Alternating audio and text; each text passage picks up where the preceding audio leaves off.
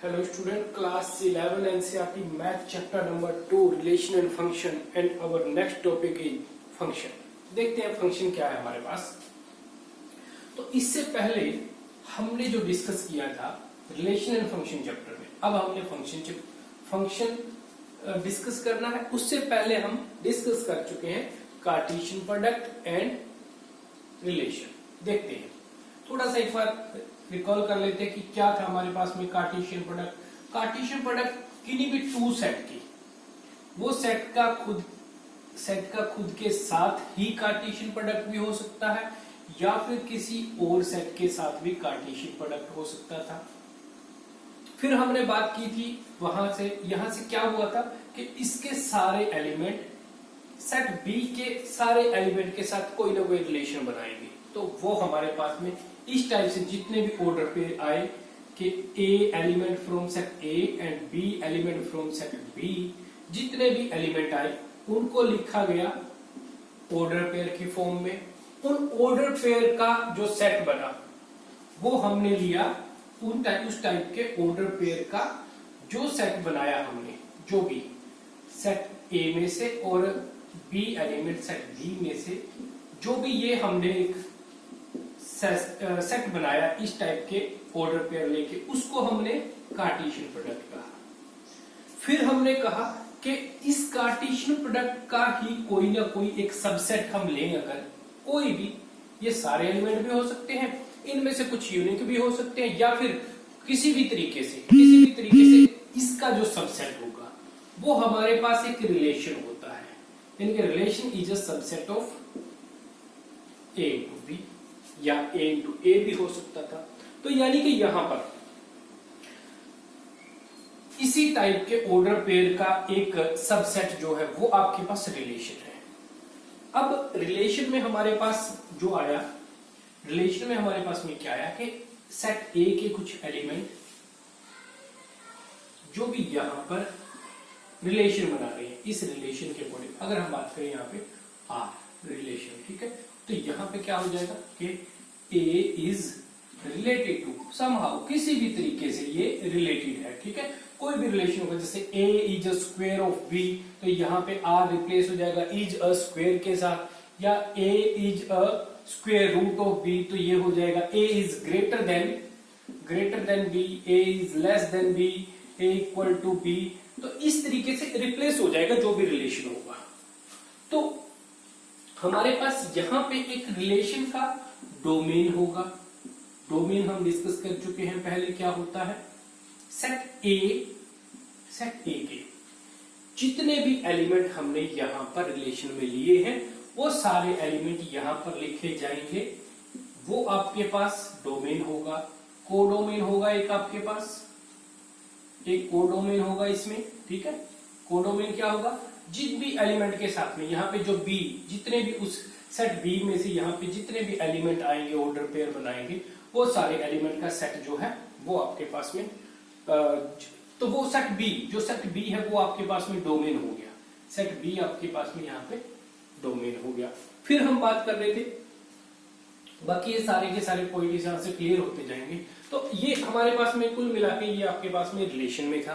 तो यहां से इसके एलिमेंट किसी भी तरीके से यहां एलिमेंट के साथ में रिलेटेड थे, वो एक एलिमेंट एक के साथ हो सकता है या एक एलिमेंट कईयों के साथ भी हो सकता है, इस तरीके से भी हो सकता है। तो ये आपके पास में रिलेशन भी था। अब बात है फंक्शन क्या है। फंक्शन की जब बात करेंगे तो फंक्शन इज ऑल्सो रिलेशन, लेकिन फंक्शन जो है एक स्पेशल टाइप का,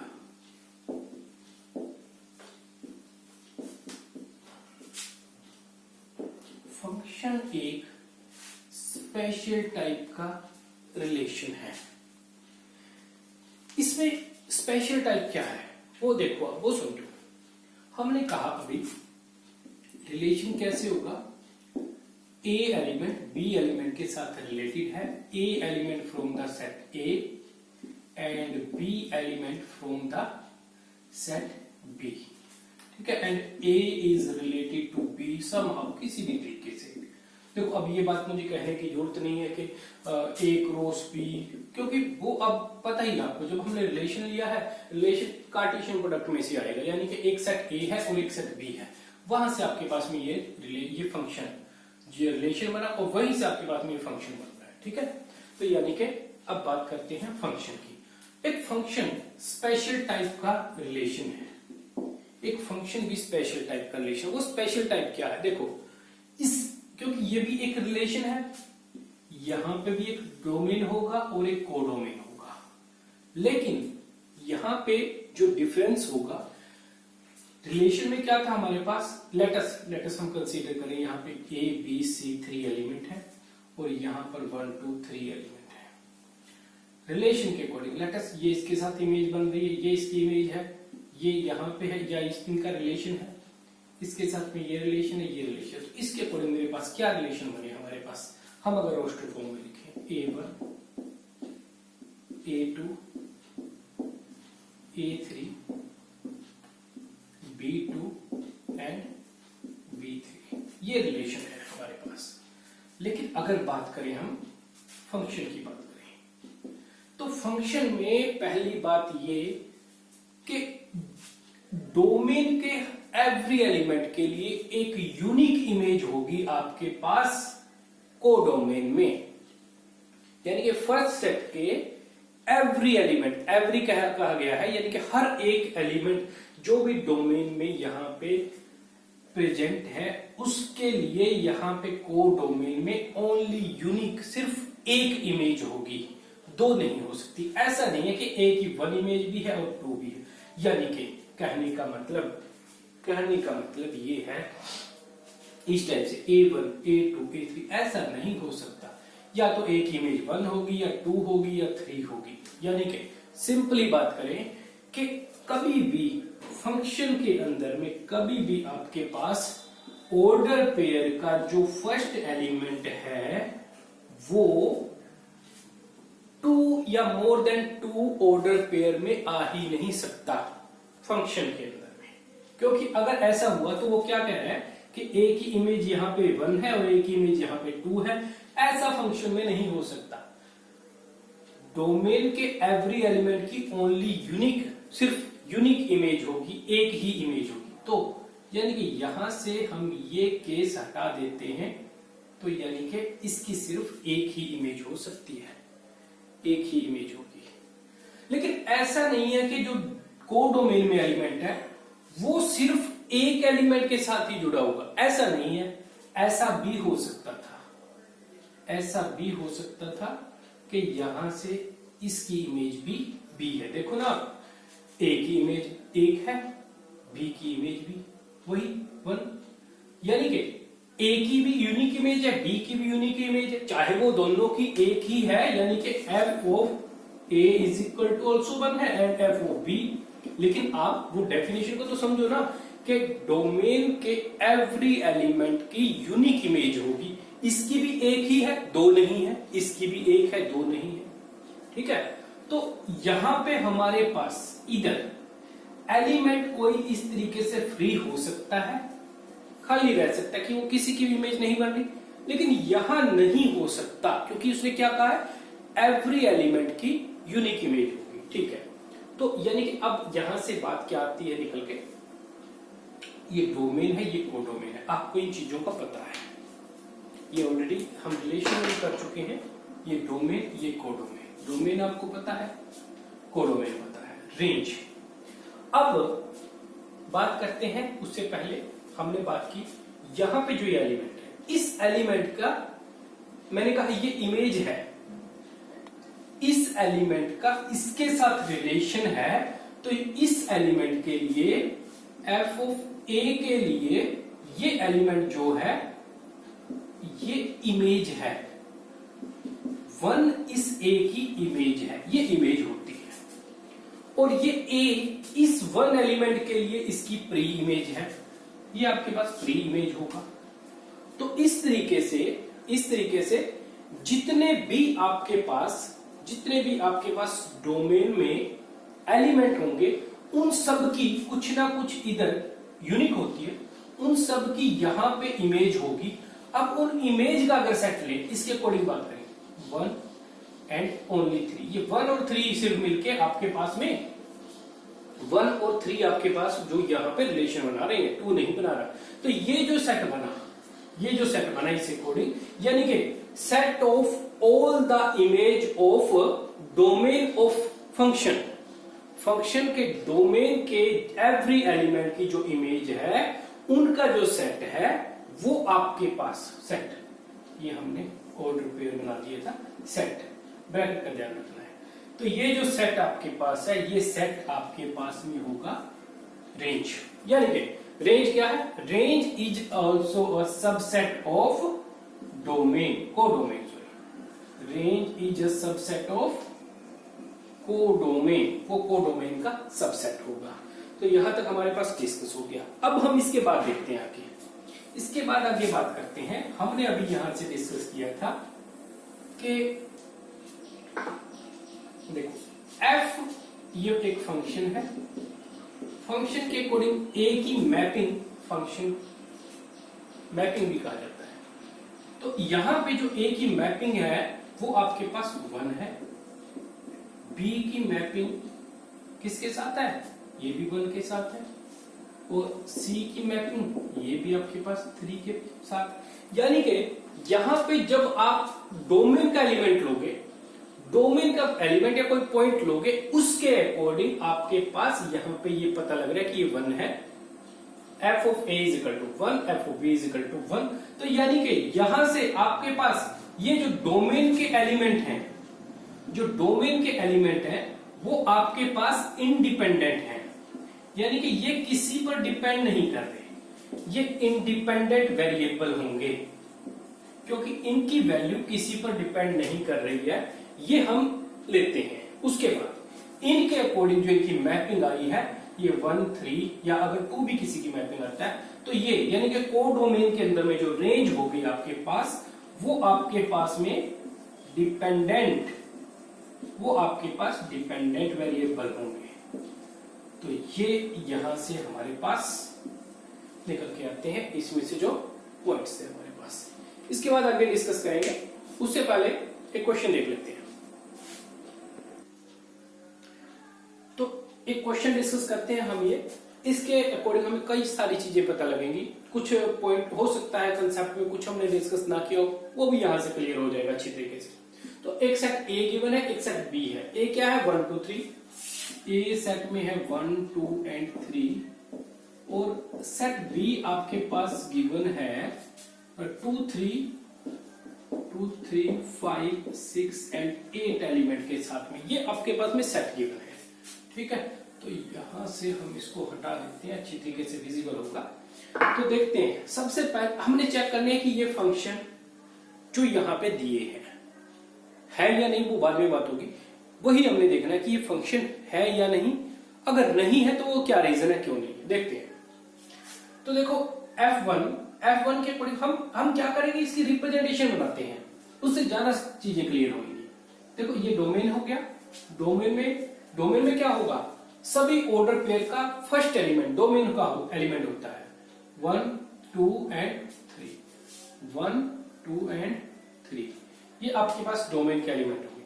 कोडोमेन में क्या है, यहाँ पे रेंज क्या है, इनकी रेंज 2, 5 एंड 8, कोडोमेन में तो ये भी होंगे ना।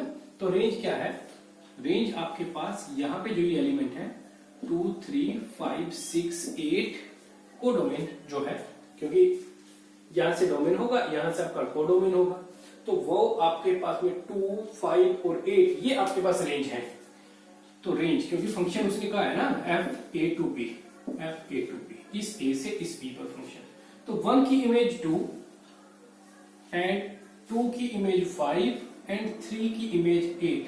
तो आप यहां से देखोगे जो कंडीशन थी फंक्शन के लिए, डोमेन में कोई भी एलिमेंट फ्री नहीं रहना चाहिए, नहीं रहा है, उनकी एक यूनिक इमेज है, यहाँ पे 1 की भी यूनिक इमेज है, 2 की भी यूनिक इमेज है, 3 की भी यूनिक इमेज है। तो ये क्या होगा, ये हमारे पास फंक्शन होगा। बाकी ये एलिमेंट की इमेज फ्री इमेज नहीं मिली है, नहीं है कोई, ना होने दो, उससे कोई भी फर्क नहीं पड़ेगा।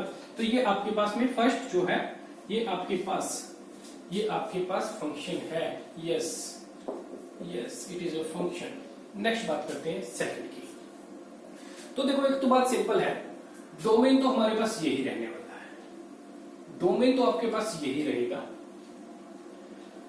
तो ये कोडोमेन है, दोनों ही फंक्शन के ऊपर हमने अब मैपिंग देखनी है, किस अकॉर्डिंग, F2 के अकॉर्डिंग, फंक्शन 2 के अकॉर्डिंग मैपिंग करते हैं। देखते हैं 1 की मैपिंग 2 के साथ, और फिर का है 1 की मैपिंग 3 के साथ, फिर का है 2 की मैपिंग 5 के साथ, एंड लास्ट में का है 3 की मैपिंग 6 के साथ। देखते हैं यहां फ्री तो कोई नहीं है, यानी कि यहां तक की कंडीशन तो सेटिस्फाई है।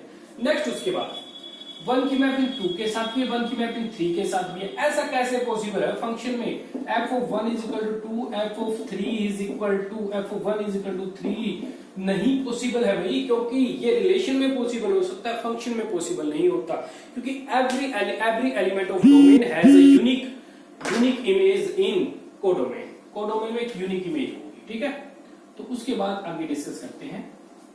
ये हमारे पास एक फंक्शन नहीं होगा, नो नहीं, ये फंक्शन नहीं होगा। एक बात और डिस्कस कर लेते हैं यहां से। फंक्शन आपका अगर जब आप रिप्रेजेंटेशन इस तरीके से लोगे तो ध्यान रखना, ऐसा पॉसिबल है कि इधर के 2 एलिमेंट की एक ही इमेज हो, यहाँ पे इस एलिमेंट की भी 3 हो और 2 की भी 3 इमेज हो, यानी कि ऐसा पॉसिबल नहीं है। यानी कि जब ये आपको रिप्रेजेंटेशन में इस तरीके से सिंबल ये मिले तो वो आपका फंक्शन नहीं होगा।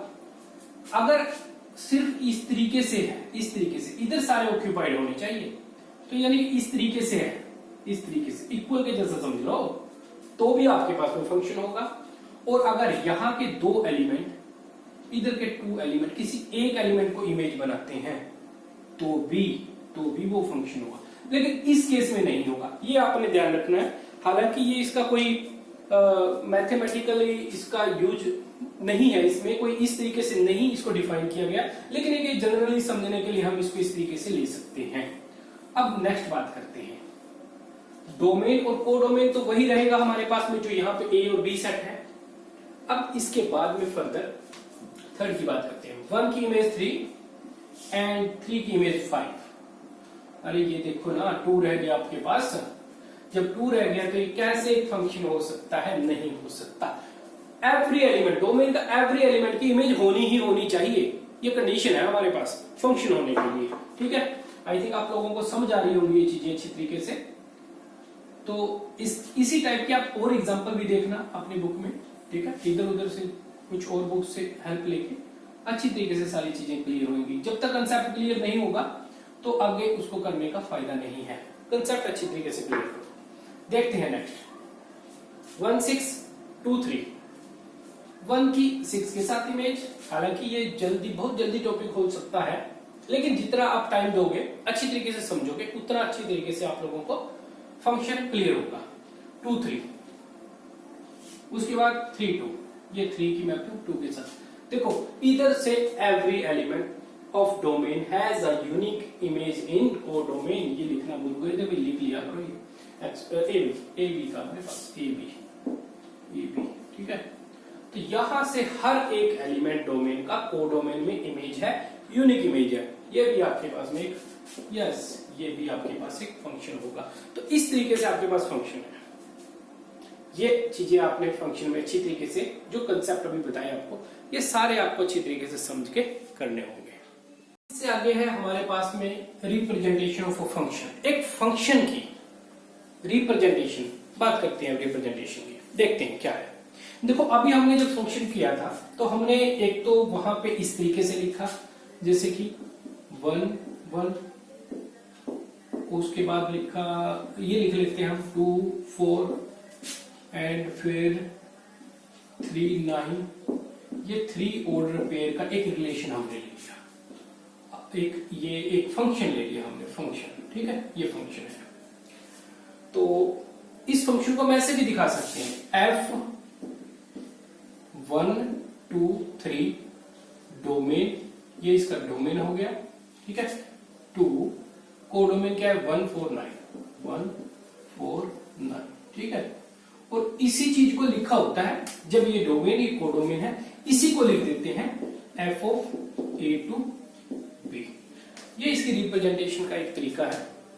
तो अब हम बात करते हैं ये फंक्शन किस अकॉर्डिंग है। देखो ये हमारे पास में सारे के सारे ऑर्डर पेयर गिवन है, ये हमारे पास फंक्शन में होती है, आपके पास सेट्स में भी आया है रोस्टर फॉर्म। ये आपके पास है फर्स्ट रोस्टर फॉर्म या रोस्टर मेथड, ठीक है। जब सारे एलिमेंट आपको गिवन है, सारे के सारे ऑर्डर पेयर गिवन है, एलिमेंट क्या यानी कि उस फंक्शन के एलिमेंट, फंक्शन का एलिमेंट, ये एक ऑर्डर पेयर जो है इसका एलिमेंट हो गया, ये दूसरा एलिमेंट है, ये तीसरा एलिमेंट, इस तरीके से ये एलिमेंट है। तो जब सारे एलिमेंट या सारे के सारे ऑर्डर पेयर उसके अंदर में गिवन है फंक्शन में, वो हमारे पास होती है रोस्टर फॉर्म। फिर उसके बाद आता है, पता ही होगा आपको इन चीजों का, पहले हम कर चुके हैं सेट्स में, set builder form. Set builder form हमारे पास सेकंड मेथड, और इसके अकॉर्डिंग क्या है, इसके अकॉर्डिंग वो हमें ये बताता है कि ये फंक्शन या ये जो सेट देखो फंक्शन है, ये भी तो एक सेट है ना, तो ये सेट किस तरीके से हमारे पास आया, इस फंक्शन में फर्स्ट एलिमेंट का सेकंड एलिमेंट के साथ, जो भी ऑर्डर पेयर में फर्स्ट एलिमेंट है वो सेकंड एलिमेंट के साथ किस तरीके से रिलेटेड है, वो आपके पास, क्योंकि फंक्शन एक रिलेशन भी तो है, और रिलेशन में ऑर्डर पेयर का फर्स्ट एलिमेंट सेकंड एलिमेंट के साथ किसी तरीके से रिलेटेड है, उस रिलेशन के बेस पे ही एक स्पेशल रिलेशन है जो फंक्शन है। तो देखना तो यही होगा ना कि फर्स्ट एलिमेंट सेकंड एलिमेंट के साथ कैसे जुड़ा हुआ है, तो उस तरीके से function f is equal to set order pair A B, एक ए बी ऑर्डर पेयर है, first element and second element, और आपको पता है कि a belong to a for set and b belong to set b। उसके बाद यहां पर क्या आपने शो करना है, उसके बाद आपने यहां पर बताना होगा किस बेसिस पर, किस अकॉर्डिंग ये आपके पास में बना रहा है, वो क्या होगा। ए देखो यहां पे क्या है, वन ये 1 से रिलेटेड है, देखो ना आप देखिए 1 से रिलेटेड है, 2 4 से रिलेटेड है, 3 9 से रिलेटेड है। अब देखो इसको 1 is equal to 1 square, 2 is equal to 2 square, 3 is equal to, मतलब रिलेशन किस तरीके से, 1 स्क्वेयर के साथ रिलेटेड है, 2 स्क्वेयर के साथ रिलेटेड है, 3 स्क्वेयर के साथ रिलेटेड है। यानी कि अगर मैं इसको x कहूं और ये y, तो ये y किस तरीके से आया, x का स्क्वेयर करने पर आया है, x का स्क्वेयर, यानी कि y जो है वो x का स्क्वेयर करने पे आता है। यानी कि यहां से ये भी कह सकते हैं x y का स्क्वेयर रूट है। हालांकि स्क्वेयर रूट में, जब स्क्वेयर रूट में करेंगे 9 का स्क्वेयर रूट में आपके पास प्लस माइनस का भी आएगा, पॉजिटिव की बात कर लेते हैं। हमने बेसिकली क्या समझना है, हमने कंसेप्ट समझना है, तो यानी कि पॉजिटिव स्क्वेयर रूट बोल सकते हैं हम। तो x is positive square root, x नहीं a है यहाँ पे, ठीक है। अगर यहाँ पे x y लेता है तो उस अकॉर्डिंग x हो जाएगा, ठीक है। तो a is a positive square root of b का पॉजिटिव स्क्वेयर रूट है a। तो इस तरीके से ये आपके पास रिलेशन है, ये आपके पास एक रिलेशन है, स्पेशल रिलेशन, जिसको हमने फंक्शन कहा है। तो यानी कि roster form, set builder form क्या है, f is equal to a b order pair, a belong to first set, b belong to second set, and a related to b, और किस अकॉर्डिंग रिलेटेड है, वो r रिप्लेस हो जाएगा उस relation के साथ में जिस अकॉर्डिंग वो हमारा फंक्शन बना हुआ है। ये आपके पास सेकंड तरीका है। अब इसके बाद रिप्रेजेंटेशन का जो नेक्स्ट मेथड है, उसके अकॉर्डिंग क्या है आपके पास, उसके अकॉर्डिंग आपके पास है यूजिंग फॉर्मूला। देखो यूजिंग किस अकॉर्डिंग चीजें ये हमें दे रहा है, किस अकॉर्डिंग वो हमें ऑर्डर पेयर दे रहा है, वो फॉर्मूले के अकॉर्डिंग, यूजिंग फॉर्मूला, ये आपके पास नेक्स्ट मेथड है। देखो किस तरीके से, बाकी सारा ये सेम रहेगा, सिर्फ इन दोनों के बीच में बताना है रिलेशन कैसे आया। तो वो यानी कि ए बी जो ऑर्डर पेयर है, किस अकॉर्डिंग आया था?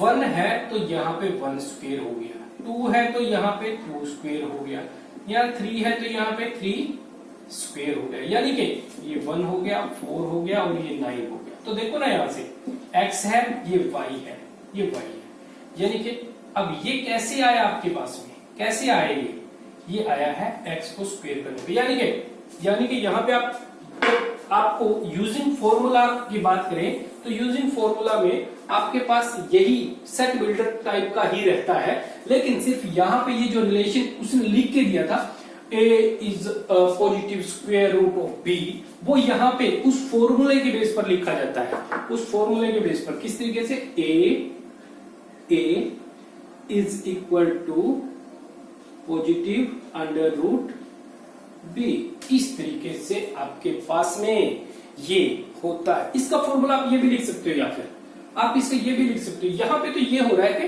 b के अकॉर्डिंग हमारा a आ रहा है, हम इसको इस तरीके से लिख सकते हैं b is equal to a square. ये ज्यादा बेटर ठीक रहेगा, क्योंकि इसमें हम a की वैल्यू रखेंगे डिपेंडेंट वेरिएबल की, उसके अकॉर्डिंग हमारे पास b यहाँ पे मिलेगा, ठीक है। और यहाँ पे a is the positive square root of b, a positive square root है b का, या ऐसा भी कर सकते हो आप, b is the square of a, वैसे भी लिख सकते हो। b इज द, देखो b is square of a, तो इससे अकॉर्डिंग क्या है, जब a की वैल्यू रखोगे आप तो उसके अकॉर्डिंग आपको b की वैल्यू मिल रही है, ठीक है। तो ये चीजें आपके पास में टाइप्स में है, रिप्रेजेंटेशन में है, roster form, set builder form, and the third is using formula. ये आपके पास में रिप्रेजेंटेशन का तरीका है। और इसके अलावा एक रिप्रेजेंटेशन का तरीका और भी है जिसको हम डिस्कस करते हैं आगे, और उसको एरो डायग्राम भी कह देते हैं, वो इसके टाइप में भी आ जाता है।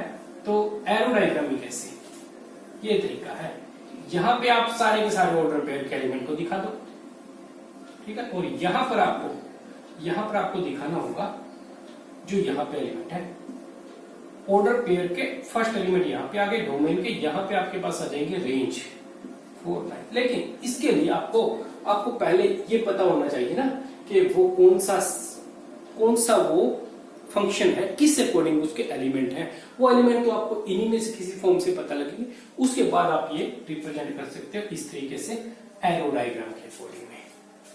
तो ये हमारे पास में रिप्रेजेंटेशन में था। इसके बाद हम नेक्स्ट लेक्चर में हम डिस्कस करेंगे फंक्शन के टाइप्स। वो टाइप्स किस बेस पे होंगे, वो टाइप्स आपके पास में वो फंक्शन किस अकॉर्डिंग यहाँ पे a और b में किस अकॉर्डिंग रिलेशन है उसके बेस पे होंगे।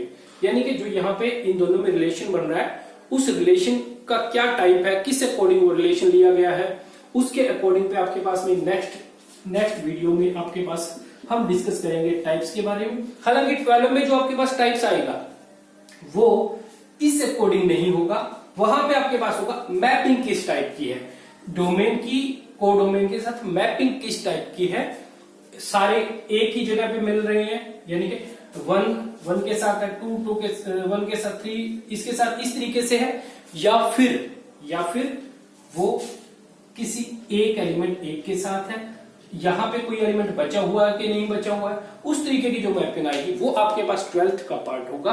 अभी 11th में हमने इसकी जो रिलेशन की जो हमने फंक्शन की जो हमने टाइप्स डिस्कस करने हैं वो हमारे पास इस रिलेशन के बेस पे होंगे। तो तब तक आप इसको रिवाइज कर लें, इसके बेस पे क्वेश्चन देख लें।